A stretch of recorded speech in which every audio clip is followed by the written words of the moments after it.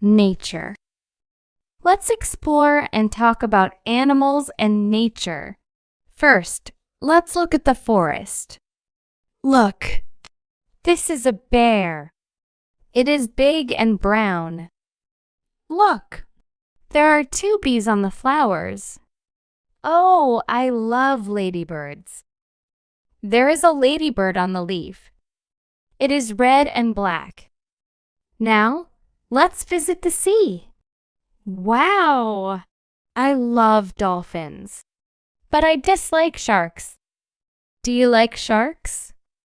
Look, this is a whale. It is so big. Finally, let's visit the mountain. Look, there are pigeons flying. There are many pigeons in the sky. I love pigeons. And there are frogs near the pond. This frog is green. What do you like? Do you like dolphins or sharks?